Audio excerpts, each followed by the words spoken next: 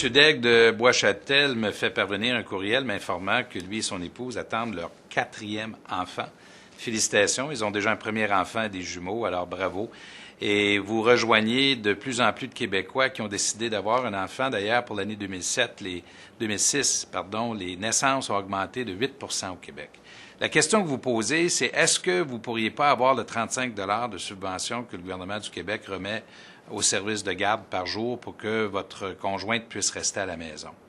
Ce qu'il faut savoir, c'est que depuis 2003, on a mis un important programme en place qui s'appelle Soutien aux enfants. C'est un programme de 2 milliards pour 856 000 familles. De manière très directe, ce que ça fait, c'est que ça vient ajouter un revenu non imposable aux familles du Québec pour les enfants de la naissance jusqu'à l'âge de 18 ans, qui restent à la maison ou non.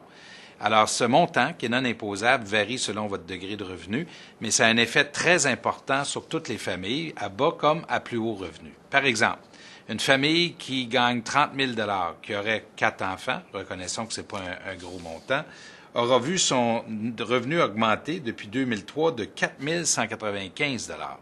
La même famille avec un revenu de 75 000 $, c'est un peu plus dans les normes, toujours 4 enfants, aura vu son revenu augmenter de 3 627 $.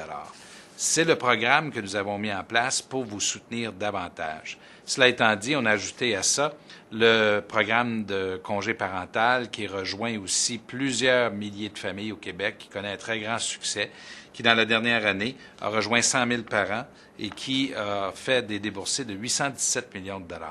Dans l'ensemble, on a augmenté de 30 % l'appui aux familles au Québec et nous allons continuer par tous les moyens de vous appuyer dans votre décision d'avoir des enfants.